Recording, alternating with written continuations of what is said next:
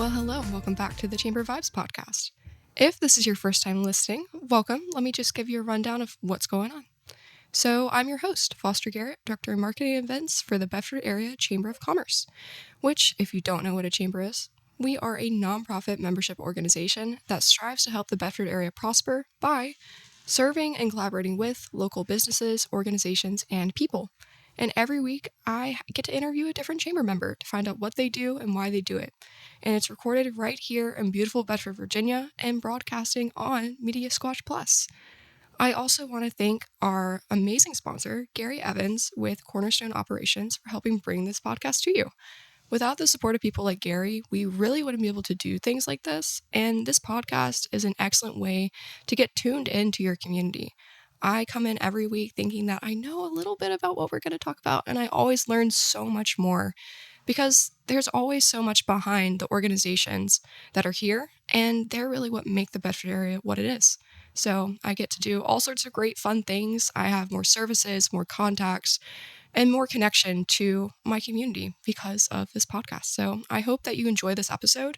If you like it, go back and listen to all the ones before this. I get to tell so many stories, and we have so many great people that live here and work here. So I really encourage you to keep on listening. Before we get to the actual podcast, I do want to tell you about some of our upcoming chamber programming. We have a little bit of a lull because we have a couple of big events coming up pretty soon.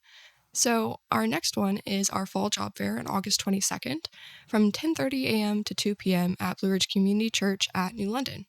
If you're looking for a job or if you're looking to hire for your organization, this is an amazing event to do so.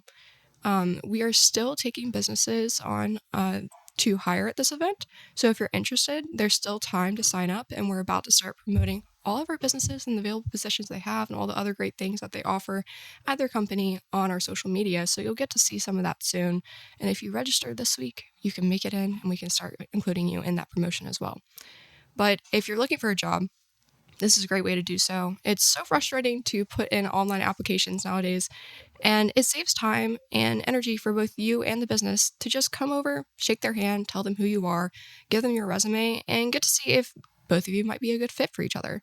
We love connecting people face to face, and I do actually think this works because we always hear from businesses, 2, 3, 6, 8 weeks afterwards. And for the most part, people are able to find great new fits for their company. So come on out. That's August 22nd. It's a Friday.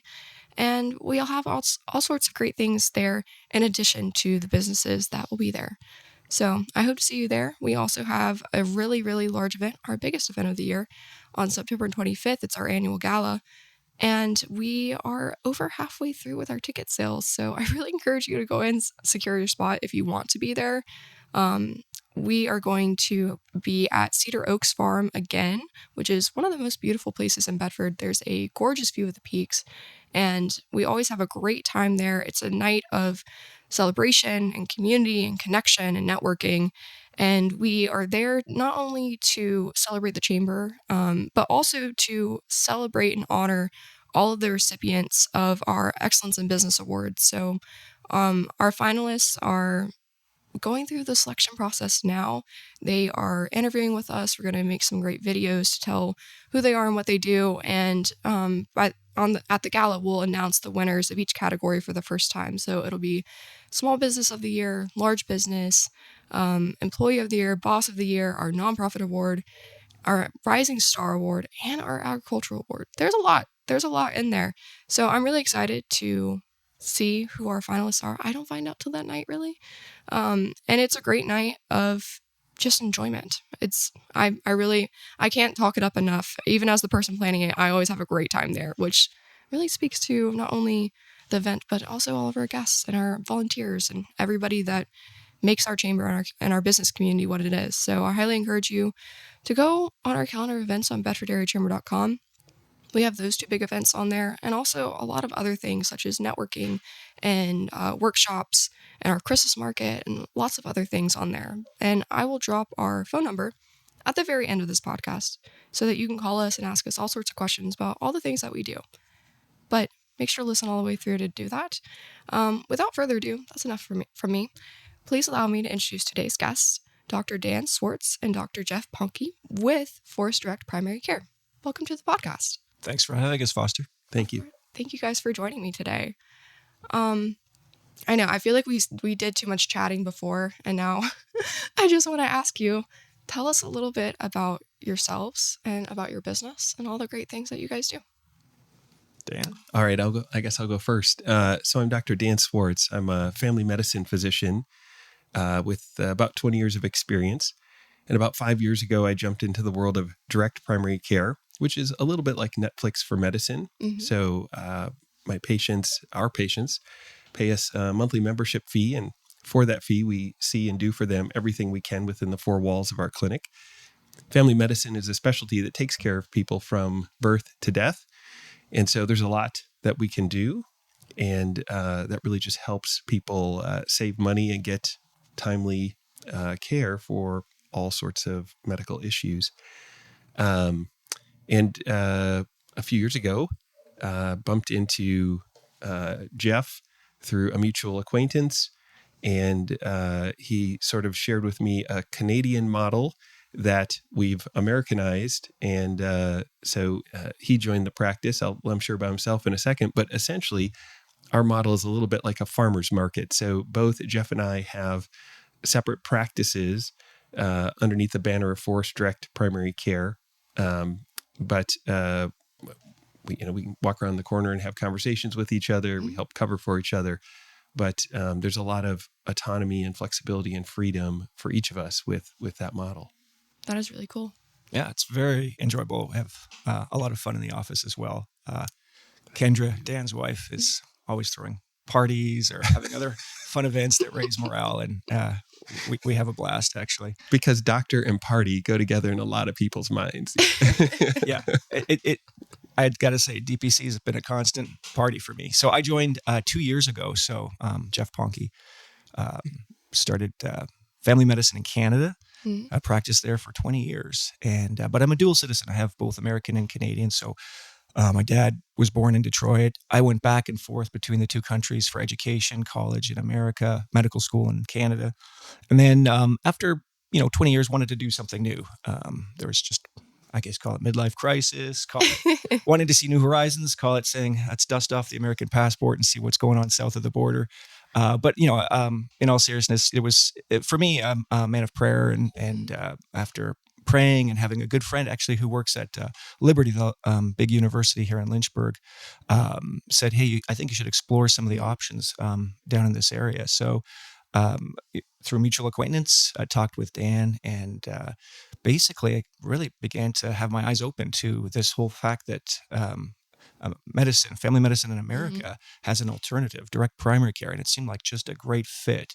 There's a lot of freedom for family physicians to interact with patients, sort of a low pressure. There's nobody, no corporation cracking a whip saying, hey, 5 minutes per patient, what are you doing? You get to basically steer your own ship and see the patients, help them, do preventative care, think 2 steps in advance, read the tea leaves through blood work, and try to see how can we optimize health, not just put out fires.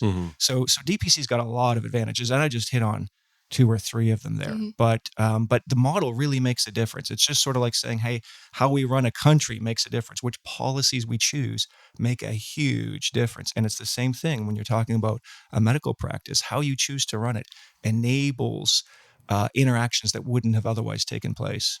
And Foster, if I can piggyback on that for a minute, for most people, when they see a physician, so maybe some of my surgical colleagues are an exception, but for most people, when they see a physician, the thing they value most is having time, right? Time to have all their concerns heard, time to hear about all the different options for treatment. What are the costs and the risks and the benefits? What's the length of treatment? What bad stuff might happen from the treatment, right? And in the current fee-for-service third-party payer system, where government programs like Medicare and Medicaid or commercial insurance, we joke about the BUCAs, Blue Cross, United, Sigma, Anthem.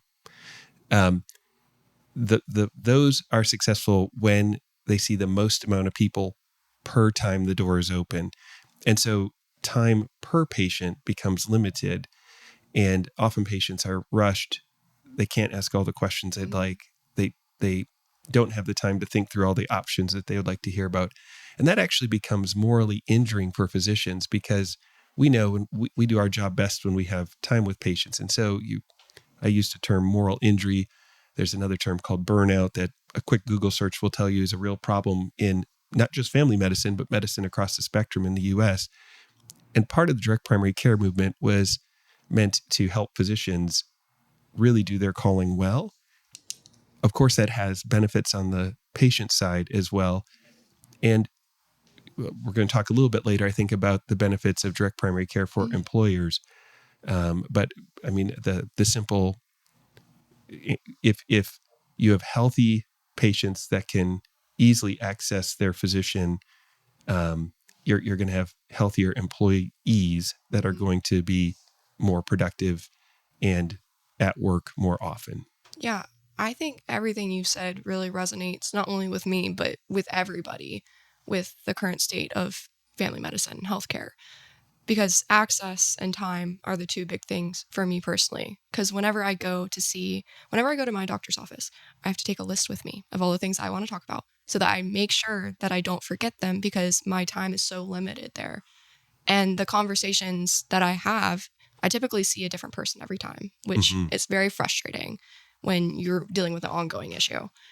And the conversations that we have are like, oh, you feel you're having this pain or you need this. Okay, this is what I'm going to do. And then there's not a lot of time for back and forth or conversations, or is this really the best thing for me? You have to kind of, get through. But primary care, it sounds like with direct primary care that everything that I think the status quo, it kind of reverses it a little bit. It does, because those third-party payers, so the government programs and the BUCAs, commercial plans, it really they're the ones running the show when a doctor is an employee for some administrator. And the heart of the direct primary care movement is that physicians go back to owning their own shop, which traditionally had been just in our culture. That's true for other professions. Many lawyers own their own shop. And so that was the heart of it, getting back to where doctors own their own shop, and so they can control their schedule. They can spend the time they need with their patients. I do want to say there's something we should differentiate. Some people might say, "Oh my goodness, this sounds crazy. How would I ever afford having my a physician, your personal doctor?" Yeah, how do I have a personal doctor that is willing to share a text number and an email and be that accessible? Get in the same day almost always for appointments. It sounds too good to be true, right? Yeah. And there's a couple of things to answer that. One is we have much smaller patient panel sizes. So a typical family medicine, I'll use the word provider here in Central Virginia, has about 2,500 to 3,000 patients. Wow. It's a big number. That's why you're often shunted to an urgent care. And of course, the urgent care is owned by the same companies that own the family doctor. So as long as they keep the family doctor schedule busy, you go to the urgent care, they get your money, whether you go to the urgent care, or whether you see a doctor who knows you. And the other thing is that because we eliminate the middle person, we keep prices very, very low. And that's in contrast to another model called, where's my French friend here, Jeff? Concierge, am I saying that right? Concierge. Yeah, there you go. Wow. That sounds a little more Sebastian the Lobster, but I love it. I just made that up. I don't know. Yeah. But so concierge practices charge on average 3 times or more than a direct primary care practice for someone to have a membership, and they still bill some third party like a government program. And so while it's similar, it's distinctly different. And generally speaking, the average person cannot afford concierge. But in our practices, we even have patients who are poor enough to be on Medicaid, but our monthly membership fees are low enough that those patients see the value of paying us to come see us to take care of them. Yeah, I would say that's a reflection of the practice that's been built up over 2 years, wide range socioeconomically, which is great. I mean, I like to see people from all, economic spectrums, because it's just a calling, right, to help people from all walks of life. So DPC allows that. The pricing doesn't price out people who may not have, a huge income.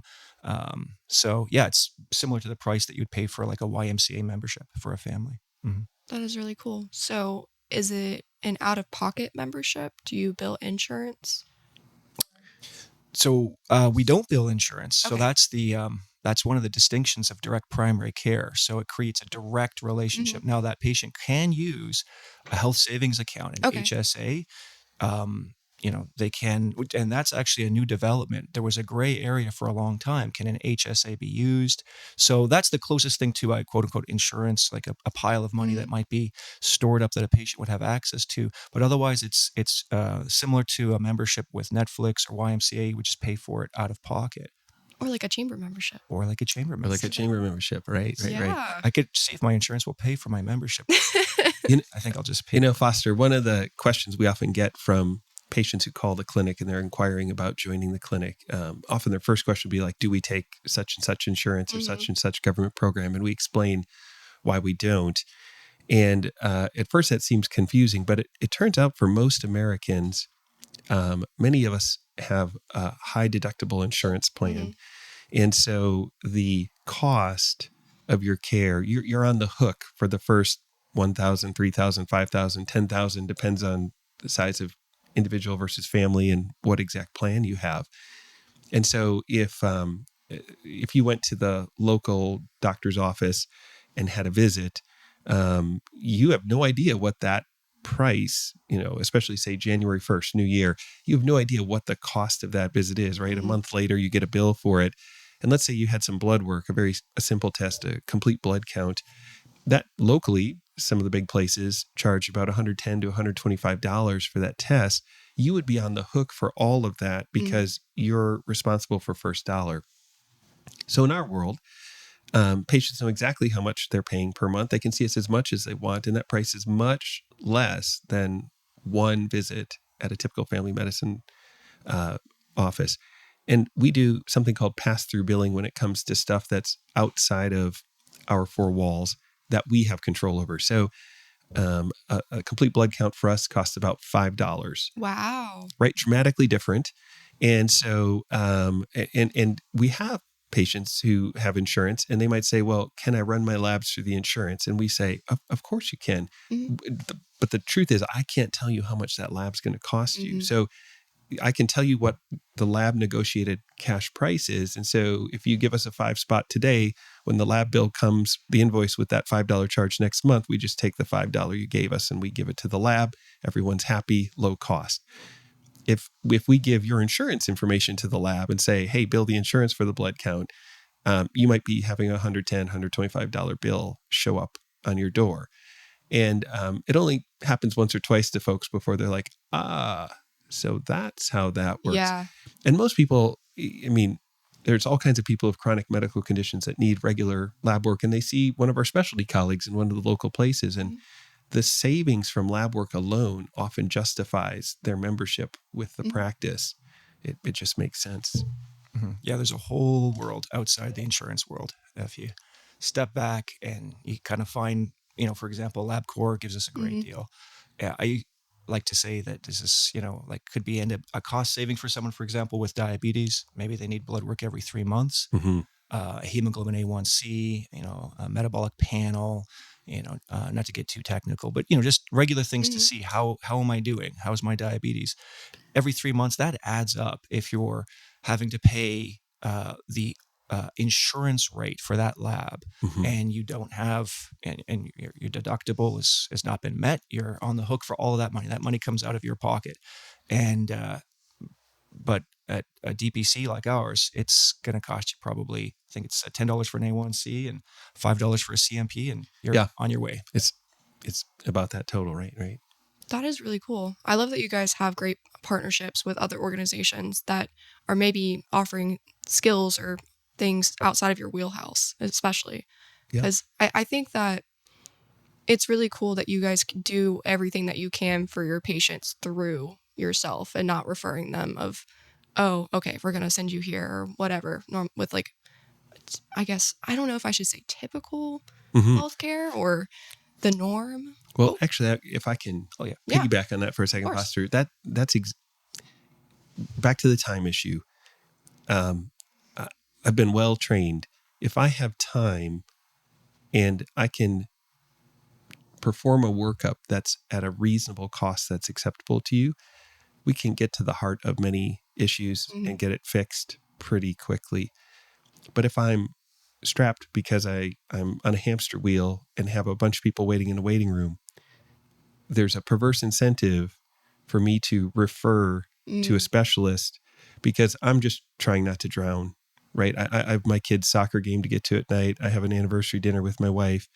And many of our colleagues who are in the third-party system, it's almost obscene the amount of unpaid after-hours work they're doing to get paid by third parties.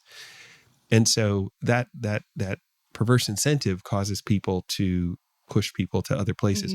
Another perverse incentive is that some groups have multi-specialty. So I may be a family doctor in a group that also has a urologist and a hematologist and an OBGYN. And so to keep the work with inside the group, the organization still gets money. My plate just got lighter.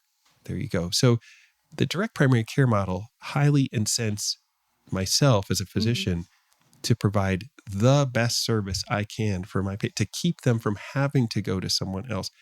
We're not cowboys. If you need a brain biopsy, I'm not going to do a brain biopsy in my outpatient family medicine clinic, right? But we can maybe figure out that you need a brain biopsy by doing the workup because we have the time to talk to you, to do a thorough exam, and then get you there.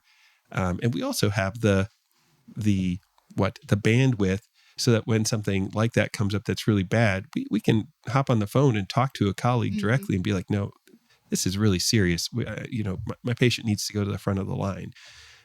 All those things are wins for our patients.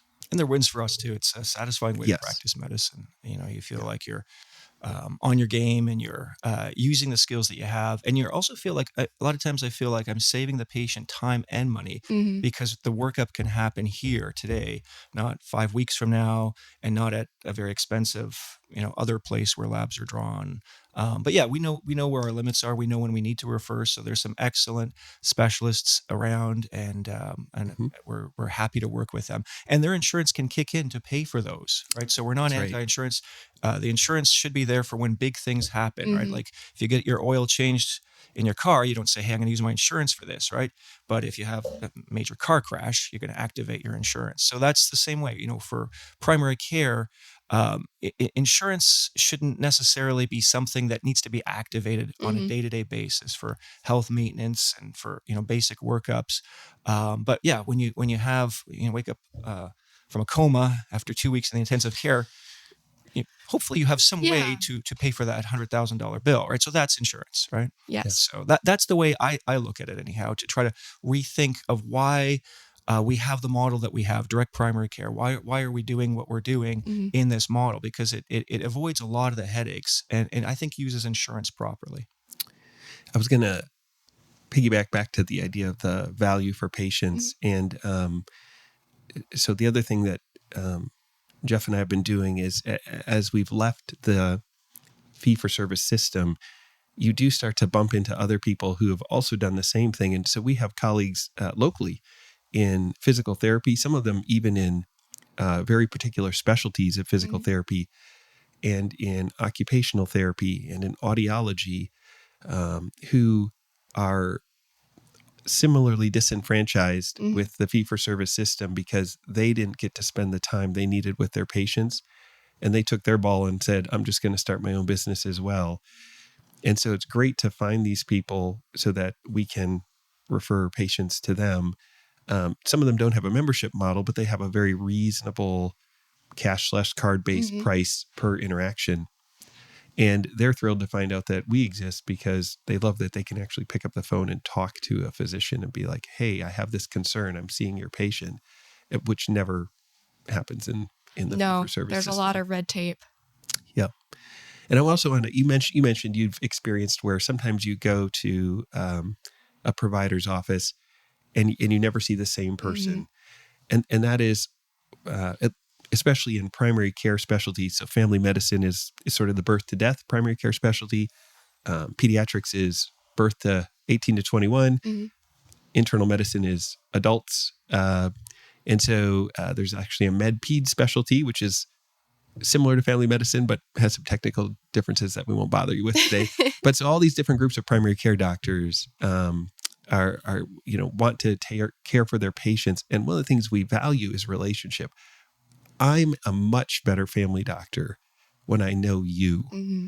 And I mean that in the sense of some people, we all come with a different proclivity for health-related anxiety.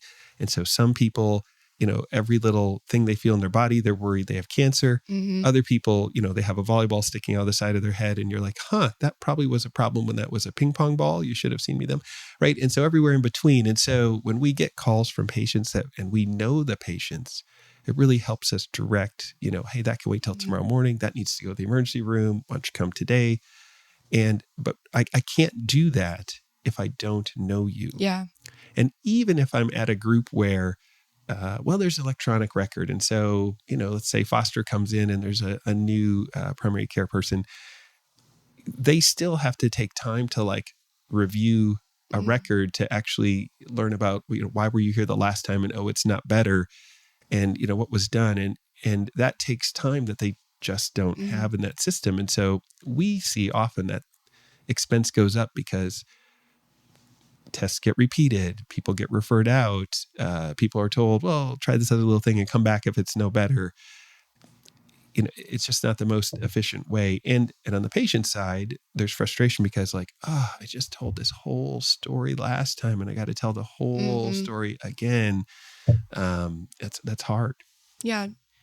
So you talked about at the beginning of this episode how really before big corporations and other entities kind of took over healthcare, doctors own their own practice. Mm-hmm. And what you're doing is kind of, it's doing something new, but it's really going back to the original. Do you feel like that is making more of, that's coming back, that more people are wanting to do I'm direct getting care? paid in chickens and eggs sometimes. Haven't had that happen, but some have. Some DPCs have. Yeah, but I like to liken it to getting back to I wasn't around. I know, please no comments. I was not around in the 1950s. But I like to say, hey, it's like getting back to 1950s. You put up your shingle and people come in and find you and you have an interaction and you help them out. So I use that analogy a lot, that we're going back in time to the old ways of patient-doctor relationship, which I think was better in many ways. Yeah. I mean, sometimes, a corporation, it integrates, efficiencies, but sometimes those efficiencies, people don't want to be a widget. They don't want to be efficient, right? Yeah. In fact, so just this past weekend was... Ignore the train. Ignore the train. All right. It was the closing music. I thought I had to stop talking because that's music to wind down. Yeah.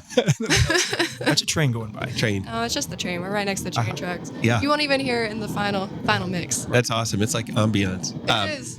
So this past weekend was the 12th annual Direct Primary Care Summit, which is a national medical conference. And some of the statistics shared at the summit. So the point of the summit is twofold. One, it's to encourage physicians to consider leaving fee-for-service medicine and jumping into direct primary care, and some very pragmatic how-to steps, because most physicians don't get any business training in all that we have to learn to become good physicians. And so that's part of it. The other group are people who are in DPC, and so how do you all kinds of business things? How do you grow? What if you took on a partner? Different things like that. And then there's also, of course, medical topics, teaching us about some new therapies and new advances and things of that nature. And so at this Direct Primary Care Summit, what was fascinating was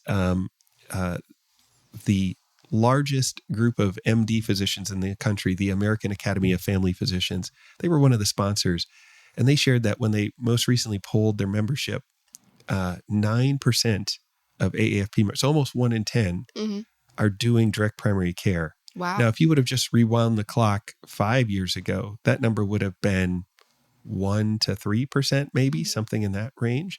15 years ago, it would have been zero for all practical purposes. And the other interesting statistic that was shared, and this was by a nonprofit group called the Direct Primary Care Alliance. That's a group of physicians helping physicians move into direct primary care. They shared that when they pulled their membership, so these are physicians doing direct primary care, that now 9% are starting direct primary care immediately out of residency, Oh, which interesting. it's a little mind-boggling because there's Yeah. a lot of expense that goes into medical school, and that's one of the biggest hindrances, one of the biggest, both ways, hindrance of going into direct primary care, one of the draws to work for corporate medicine, because a lot of corporate medical places say, hey, we'll give you a starting bonus, and we'll give you like $300,000 to $400,000 of loan repayment, and we'll give you a doctor salary. And so all that's very, very, very attractive. And so it's amazing that of the DPCs that were pulled, 9% of them, almost 1 in 10, said, you know what, I had enough during residency and I'm making it work going out of residency. And so it looks like this trend is only going up and up. Oh, and up. definitely. Yeah. I would say, the stats I was able to pull here, 36% annual average growth rate annually Wow. for DPCs from the stats that I got 2017 to 2021 alone, a 241% growth. So you add a few extra years onto that. We've had triple digit growth in DPCs, all 50 states, I think, currently. I believe so. Yeah. 2,500 DPC price. So if you Google DPC, we're not controlled by a corporation. Again, these are all just individual physicians or small groups putting up their shingle, but it's a movement. It's a grassroots movement. So if you Google it, you'll see boom, boom, little flags all over the states. You want to find a DPC, you can find one, and you can call, and you can see if they've got openings. If you get in. Yeah. And if you just wait around, there's probably another one going to open up shortly. That's amazing. And you guys have mentioned that your patient groups are much smaller than an average practice. Right. Do you guys have any openings currently? Sorry, we're both chuckling a little bit here, and I feel a little bit bad being on this podcast. He's like, for no, that reason. I'm booked up. no, honestly. So my practice is full. I believe Jeff, so close to full. We are very, very close to being full. Yeah. So we have a waiting list. What we do That's for awesome. adding patients too is we're very, how can I put it? We like to know who we're adding. So we do what's called a meet and greet. Where we get to see and let the patient know there's no surprises. This is, no surprise. We're not billing your insurance. It's a monthly membership. Here's how it works. So we take our time for each person to get to know them, and they get to see, is it a good fit? Yes or no? And there's no hard sales whatsoever. But that really appeals to patients. And even with that slow addition, nearly full. Yeah. Yeah. In fact, so in the DPC movement is very friendly to. In fact, physicians are constantly shocked at how DPC physicians are helping essentially find their competition, if you will, right? So locally, here in town, Bedford, Dr. Kurt Hubach switched over to direct primary care a few years ago. I was full, and we started sending patients his way. And a short time later, Kurt sent me a text and said, "Stop sending me patients. I'm full." And so currently in our area, in the greater Lynchburg area, if you want to think about it that way, Dr. Brian Kilpatrick, who has actually a home-based visit DPC practice. He's kind of home for him is sort of Concord, Appomattox area. He is still accepting patients. What the exciting thing that Jeff and I bumped into is there are a handful of physicians who are done with their training. They're sort of working for the man, getting their debt paid off, and they have very intentional plans of opening DPCs in this area shortly. That's really cool. Stay tuned. And we have current family medicine residents who are natives to the Lynchburg area. Like, folks live here, married, have kids already, and they're just finishing up their training, and they're planning on jumping in right after they finish their residency training over the next 1 to 3 years. And so we really see like this boom of DPC of and I want to say true DPC or pure direct primary care coming to the area.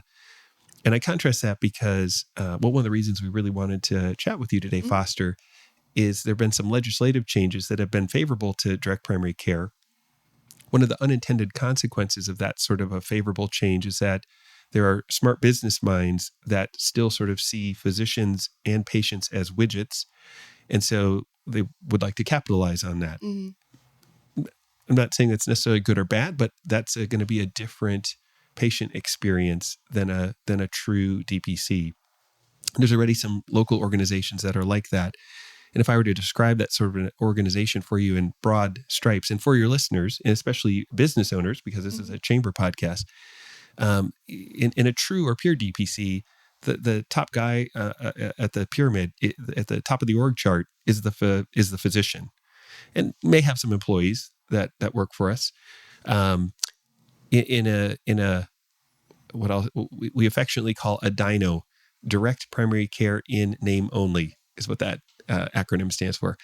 In a lot of DINOs, there's a business person at the top of the org chart, and then the physicians are employees who work for that administrator, and they have very little autonomy over their schedule, how sometimes even time with patients. Many of these organizations push a much larger than typical direct primary care patient panel. So we said typically 600 is common in our world. These organizations will mandate that their employees have 800 to 1,000 or more patients. Oh, interesting. Which is still less than the 2,500 or 3,000, but it's still a lot more patients. And so the reason they call themselves as direct primary care is because they advertise themselves often to the employer, but maybe to individuals. And the way they get paid is the monthly membership rate, right? So they go to the business and they say, we're direct primary care. Let's say you had 10 employees, we're going to charge $90 per employee. You pay that per month, and you have all the benefits of DPC, except what really happens is what you already experienced, which is you may not see the same provider, right? You may not actually see a physician. There are all kinds of nurse practitioners and physician's assistants who get wrangled in because, well, we just don't have enough people doing primary care in the U.S. And so part of the reason to come on the podcast is to encourage people to be very careful to know what are they really getting for their dollar. Buying a ticket to Disney World and finding out you're going to Wally World. Yeah. Yeah. So, that's a real problem because DPC, that movement, and I don't know, correct me if I'm wrong, it's not a trademark. So anybody can just use that symbol.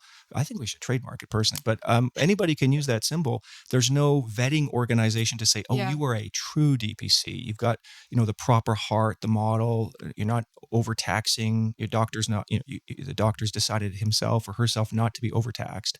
So, so that's going to be a problem. It's, like if I could, put up Starbucksies or something like that, people are like, oh, that's Starbucks. And I just slightly change the name. You'd come in. I'd probably get sued. But with DPC, well, that's like the whole, that's the two-sided edge with DPC is that you're getting away from oversight, but at the same time, there's no oversight. Yeah, there's no oversight. Yeah. But even if there were just some group like the DPC Alliance, they could say you are a DPC Alliance approved DPC. Gotcha. Ooh, kind of like a chamber. Yeah, chamber. There you go. We maybe just came up with something that we need to tell the folks at the Alliance. Just like, stamp of approval. Yeah. How do they know? Just brief check. Let's see your org structure. Let's see how many. BBB. Right. Yes. BBB certified. Right. Yes. Yeah. Yes. So, but we don't have that. So patients are just going to have to basically investigate themselves, which is a bit of an onerous thing to do. Are you a true DPC? Yeah. Well, asking, a couple simple questions are like, who's at the top of the org chart, right? If there's a businessman or businessmen, private equity firm, probably not a true DPC. Yeah. The second question would be, do I have my physician like 99% of the time? Right. So we said that we're separate. Physicians have our own practices under the same umbrella, but at the end of the day, of course, we have to go to medical conferences. We have to go on vacation, things like that. And so Jeff and I, and actually the other local direct primary care doctors, have like a gentleman's handshake that when we're out, we help cover to the extent possible. So there's the autonomy that no one's obligated, but the reality is it's pretty unusual that someone would have to go to the urgent care or emergency room. And so, occasionally someone might see Jeff instead of me and vice versa, but that's extremely rare. The vast majority of the time you're going to see your physician. Yeah. Are there any other policy changes that you want to touch on? Anything that, might be impactful? Any advice for employers for navigating this? Or if they're interested in getting membership for their employees? A couple of things. So the Big Beautiful Bill Act clarified that the direct primary care membership fee, so what Jeff or I get paid per month by patients, or because we do have businesses that use us, the business, what we get paid, that is can be, you can use HSA funds to pay that. It wasn't clearly that wasn't the case in the past. It was sort of this gray zone. And so some HSA companies were like, wow, the IRS carries a really big stick and we don't want to get hit. So if we don't know, we say no. So when patients would have that meet and greet with us and sit down and we talk with them, we would just say, hey, if you have an HSA and you'd like to use it, we don't want to guarantee that it'll be okay. Please call your HSA and have the conversation. Yeah. Locally, the majority of them were 2 thumbs up about it. No worries. Nice. But now that fuzziness is gone. So anyone who puts money into an HSA, that is okie doke to use. Perfect. And so essentially, your people who are choosing insurance plan with an HSA attached and want to have direct primary care services, those are pre-tax services for you and your family. From a business side, they also clarified that if businesses want to pay for direct primary care, nothing to do with using an HSA, even just directly as a benefit for their employees, that is now going to be tax deductible as of January 2026. That's awesome. Yeah. So we imagine, go ahead. A big change. Yeah. Great that they clarified both of those. I think that was. Yeah. And so that's part of the reason for our concern. While this is a big win, as the direct primary care movement is growing and people want to get out of a broken system, and as physicians want to get out of that broken system, we can imagine that there'll be some business entities that want to capitalize on that. And of course, there's going to be employers who in good faith want that sort of a service for themselves as maybe a business owner and for their employees, and could get schnookered into something that's DPC-esque or DPC-ish, but not really the heart of the movement that started now almost 15 years ago. Mm-hmm. Those are big changes. I feel like we keep going back to like the double-sided edge of like, this is a great thing. We can do awesome things with this, but at the same time, there are going to be people that are going to take advantage of it. But we've kind of talked about business owners getting memberships for their employees to utilize. Can you talk a little bit about that and how that would work? Absolutely. So yeah, that's currently happening in our my DPC and Dan's as well. We have employers who want their employees to have access to good healthcare. A lot of reasons why. One is healthy employees mean a healthy workplace, less time away from the workplace, and the stats show that in terms of time away from work. If you have a traditional model versus a DPC's 40% fewer emergency room visits, higher patient satisfaction rates, better preventative health care, less time away sick. So all the stats are showing it that it's actually cost effective and beneficial for the employer. And that's just from a pure money standpoint. Some employers actually have a heart and they want to just keep people healthy because that's an intrinsic good. So, we do give a deal. We have sort of an employer discount. So if an employer comes with 10 or more employees, we'll say, listen, let's help you out. This is, good for a win-win for both of us. And it's been a real pleasure to see the, people from a company come in and be able to help their whole family, because we often will allow their family members to come in too, and they'll get to see what a DPC is like. And we get, really good reviews from them saying this has been well worth it. We recently had it was a nonprofit that chooses to use my DPC, and the head came in for an appointment, and he said, Dan, you are the talk of the Christmas party. Everyone was like, wow, Dr. Dan figured out this for me. And that's awesome. I'm like, okay, you guys need something better to talk about at a Christmas party. But if I can, our current media likes to castigate business, right? All business is evil, capitalism, out to treat people horribly. If I could put in a plug for, one, since becoming a small business owner myself, but then interacting with more and more business leaders and owners, I'm impressed about the heart of many business leaders and owners, and wanting to bring a good product or service to market, and wanting to take very good care of their employees. And for so many of those, they know that whatever they can do to help keep good employees helps them in the marketplace. And so, for instance, there's a lot of places that have forward-facing people. If you're a law office, a wealth management office, a real estate office, you want that same friendly phone voice, same known person. And so having turnover is a bad thing. And being small, you might not be able to afford traditional insurance, but boy, if you could provide a DPC membership that can cover 90+% of most things family docs can take care of. And if we can't, we know exactly who to get you to. That is a huge win. And on the other end of the spectrum, for folks who, they eat what they kill. So if you don't get paid because you're not wrenching, or you don't get paid because you're not cutting hair, this is a huge value, right? Because I'm not missing half a day of work going to a corporate place, languishing in a waiting room for 2 hours, then languishing in the appointment room for 40 minutes, and then stuck waiting for the lab. And what was actually only a 10-minute interaction with the physician or other provider who may or may not have known me, you can understand how that becomes a very valuable service. And most recently at the Direct Primary Care Summit, I think they kind of shook some people's thoughts about the typical clientele, because again, there's that problem with concierge. Maybe you could say that again, Jeff. How do you do that French again? Concierge. Oh yeah, it sounds so much better. And they were sharing how there's lots of service industry places that really, they find direct primary care to be a huge value. They've got some folks working for them who have some tough health problems, and they really need those people to show up and do cleaning, and so, and the price for direct primary care, this is even pre the changes in the administration with the big beautiful bill that we're talking about, made sense for them, right? That they said, yeah, my team of 24 cleaners, I'm totally paying for this. And just the loyalty that engenders with your employees, with your workforce. What we were hearing as physicians at the conference was that is so huge. And so, again, we're back to a lot of wins all around. Absolutely. And I think there's a lot of what you just said that I think you're right on the money about.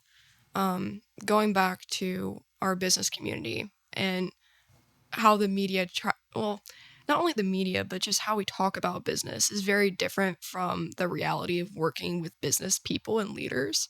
And I think that working for the chamber has really shown me that. I think there's been a big movement in recent years, especially, to kind of create a human-focused workplace. Not only because when we treat the people that work for us and work with us better, we work better, but also because that it shows that we care to our customers. And it's also just being a good person, being a good steward of your business and of the people that rely on you. But also being able to offer those people real impactful benefits, especially as a small business owner. It's hard sometimes to be able to offer them things that you cannot afford, and giving somebody health insurance, for example, that is like the lowest tier, worst of the worst health insurance, because you want to be able to offer them health insurance, but in the end, it's not really benefiting anybody. Direct primary care, you get a lot of wins. Right. You get a lot of wins. You get something for your money. Yes, you get something for your money, and the employees of that nonprofit, first of all, as working for a nonprofit, you are strapped for cash most of the time. And so when you're able to offer your employees something great like that, of course they're going to talk about it. It might have been one of the first times since working in the nonprofit sector that they were able to get a great healthcare experience. And it makes a difference to them. It makes a difference to your employees when you do things like that for them. And especially, like you said, that if they have 10 or more employees, 10 is a very low number when looking at some of the things for like other memberships, or like I'm thinking, for example, credit unions for their memberships. It's a much higher number that you have to meet to get a membership for your organization. So 10 employees, I mean, small business owners, I feel like you really show out for each other. Yeah. And I'm sorry for interrupting, Foster, but I want to piggyback on that idea of 10, because this may, I think it'd be of interest to the business community, but may sound shocking. And that is, we actually don't care if the people they bring are employees or not. Interesting. And so we have some businesses who say, this is great. I'm only paying for my employees. Mm-hmm. Other businesses are like, this is so great and affordable. I don't have 10 employees, but what if I could give my employees and their family DPC care? And we're like, happy to do that. And I actually have one business that has said, well, I really love the model. I can only afford to pay for the employees, but if they bring their family members, would you give them the discounted rate? We'll take the family, the spouse or the family membership out of their check. So the business pays me everything directly, but their family can have the service. So the employer pays for the employee and the family chooses to pay for themselves. So they don't have to do that. But if they want to, we give them the discount rate because they have enough people. So there's multiple options for employers as to how that could work with a direct. It doesn't just have to be an employee. We're happy to help look, at the end of the day, if mom comes home and she's worried, my kid has this funny rash, what do we do? And she can just text her physician a picture of the rash. And we can say, hey, that's hand, foot, and mouth disease. It's a viral illness. Here's what you need to do. We can send you a school note or a preschool note so they don't have to go. And mom can make arrangements so that she can go back to work the next day, right? Mom sleeps better. Mom's back at work. Everyone's happy.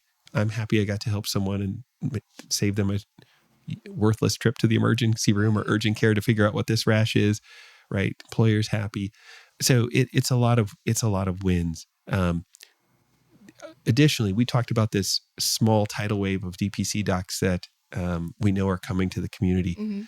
What business leaders should hear is small businesses are the best way for these guys to grow the quickest, right? Because what makes the model sustainable is a consistent monthly membership group. Jeff and I are there. Our problem is we're doing such a good job. We have less people dying and moving than we have people reproducing and getting married and bringing their new employee on, things like that. It's a good thing.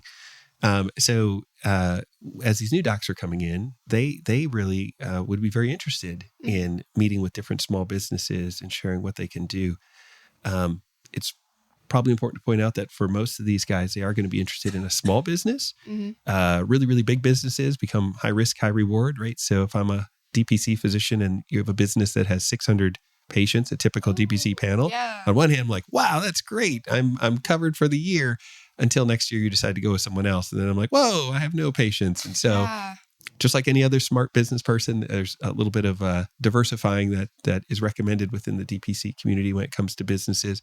But that's happening. And there's even some third parties who try to help businesses do that, say if you're more of a regional business. So there's a lot of options out there to help businesses connect with true DPC doctors. Yeah. And if people, as new DPCs come into the local market, how should people keep an eye out for them? Is there a resource for that? That's a good question. I don't know if I have a great answer for that. How do you keep your ear to the ground for something that you want to partake in and it's not yet here? Yeah, I guess, a couple of thoughts. Part of the way we helped Jeff get his practice full so quickly and referred to Dr. Hubach, and we've told, I'll say it again, Dr. Brian Kilpatrick, just Google that name. You'll find his practice if you're looking for someone. We are highly motivated to find other doctors to become DPC doctors. Why? It helps with the informal call coverage on one hand. It's other bodies to bounce ideas off of. The local DPC doctors in the area get together about quarterly, and we just kind of share like, hey, did you find cheaper scalpels over? I'm just making this, something up here, but something people think very doctorally about. And so we really do help each other out. And so on our end, we have a wait list, and the next DPC doctor who comes into town that we find out about, we're happy to. We just tell people we're full, but here you go. And I think that's true of our colleagues as well. There are multiple DPC finder websites. Okay. I already mentioned the Direct Primary Care Alliance. They're a common one. There's another group called the Direct Primary Care Coalition, and they have DPC finders. So when people come to town, they can just check, is there one near me? And as new practices open up, they're highly motivated to get signed up on these DPC finders.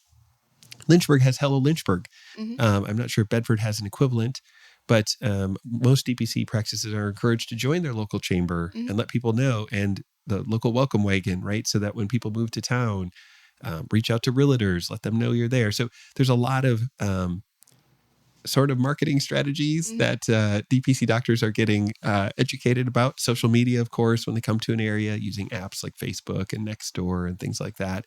So most DPC doctors are trying to find you when they're starting out. But there's not I don't know if there's one unified way yet. Well, it sounds like you guys are pretty in the know. If people want to contact you, what's the best way to do so? Call the clinic, I think. Absolutely. Yeah. So 434-616-2455 is the clinic number. And certainly if there's an open, right now, we'd probably tell you to go see Dr. Brian Kilpatrick, whose number I don't have memorized right off the top of my head.